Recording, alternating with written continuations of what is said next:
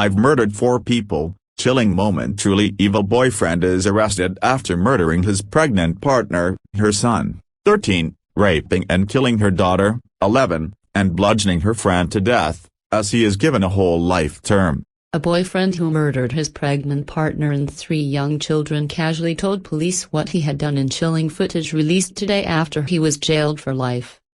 Damien Bendall, 32, raped and killed Lacey Bennett, 11, her brother John Paul Bennett, 13, their mother and his girlfriend Terri Harris, 35, and 11-year-old Connie Gent in Killam Marsh, Derbyshire last year.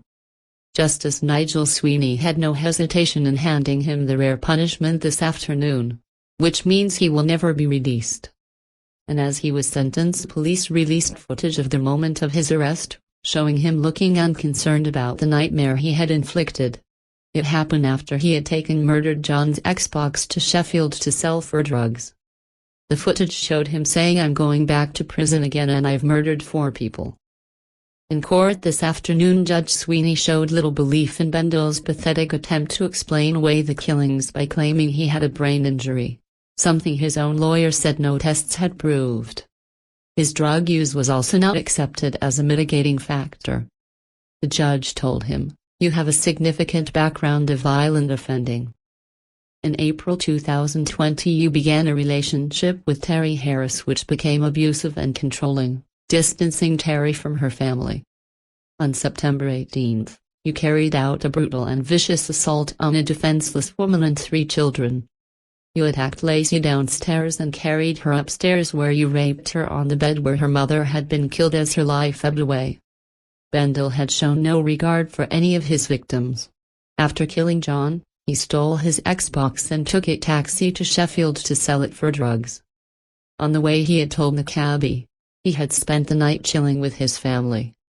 Giving his reaction to the whole life order handed to him, the Deputy Chief Crown Prosecutor for the East Midlands, Andrew Baxter, said, "It is hard to put into words the scale of Damien Bendall's barbaric and horrifying actions. I would also like to thank my dedicated legal team who worked tirelessly on the case to ensure this offender won't harm anyone else." Earlier, Lacey and John's father Jason told of his agony he could never again kiss them and tell them "I love them." And their grandmother and Terry's mother Angela Smith said, "I told John and Lacey there were no such thing as monsters. How wrong I was." Bendall had previously tried to plead guilty to manslaughter by diminished responsibility, but it was refused by the prosecution. At Derby Crown Court this morning he finally admitted murder and raping schoolgirl Lacey during the attack on September 18 last year. Prosecutor Louis Mabley KC said Bendall, who once boasted about killing a dog with a brick, murdered each victim in a different room in the house with a claw hammer. He said Lacey was raped as she lay dying, adding, "The circumstances are truly hideous." Terri was in the early stages of pregnancy.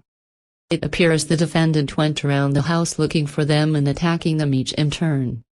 These were brutal, vicious and cruel attacks on a defenseless woman and 3 young children. The defendant attacked them using a claw hammer which he used to hit them over the head and on the upper body. It was perfectly clear none of the victims stood a chance. Terri had first moved to Killam Marsh in September 2020 and had tried to keep the address secret from Bendall, who she had first met on a dating website in April of that year. But by August 2021 she told a friend she and the defendant were trying for a baby, and at around this time she told her mother she intended to marry him.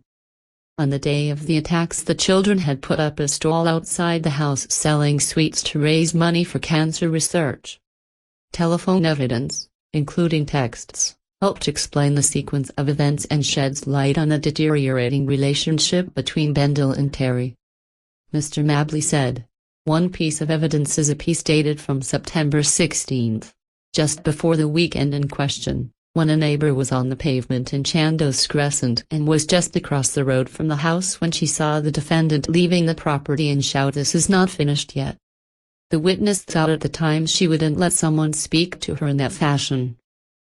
The court heard Bendall had a meeting that day and it appeared to the practitioner he was not under the influence of drink and drugs and he claimed he was abstaining. By 7:40 p.m., The defendant was out and phone records make clear he was buying and smoking cannabis.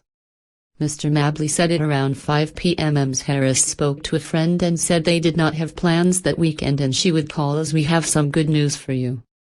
Mr. Mabley said, amongst all this, Terri was caring for her children who were on that day at school.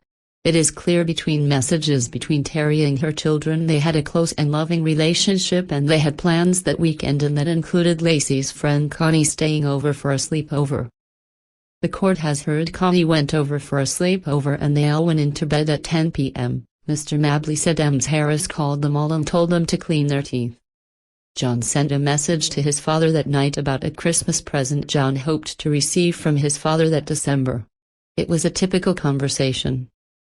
The court heard Connie asked her mother if she could stay an extra night at the house in Chandos Crescent, and she agreed. Mr. Mabley said, during the day the girls and John spent the afternoon outside the house, selling sweets in order to fundraise for cancer research. Happy-go-lucky. This was in fact recorded in part on the girls' mobile telephones and other parts of their movements in that afternoon were recorded on local CCTV. A clip was played in court. A recording Connie and Lacey made on their phone with a poster they had made for their sweet stall. Mr. Mabley said, Terri asked them to come home just before 8 p.m. From about that time, the three children were inside the house? The text messages, as I say, sent between Terri and her children that day showed she was a caring and loving mother who enjoyed a close and loving relationship with them. As they were all together in the house, just after 9 p.m. Connie's mother sent a WhatsApp message to Connie wishing her good night and Connie replied immediately saying good night to her mother. Mr. Mabley continued, Connie's mother recalled that at around 21:30 she overheard a FaceTime conversation between her older daughter Libby and John Bennett.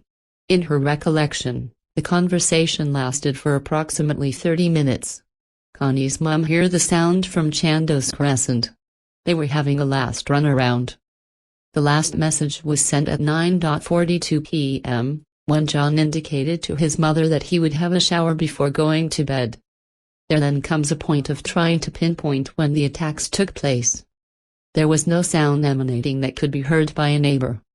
What the evidence indicates is that sometime after 9:42 p.m., the attacks began. The facts was the children was going to bed and the defendant was in the house. Telephone evidence shows at 7:50 p.m. he had been in the house trying to make contact with his drug dealer, telephoning the dealer of cocaine, and it appears he had cocaine to sell and it appears he was sending messages out to his clients at that time. The family's 4 bodies were discovered at a house in Killam Marsh, in Derbyshire on September 19. The alarm had been raised after a relative of Bendall had called Dorset police to say he had sustained a self-inflicted stab wound.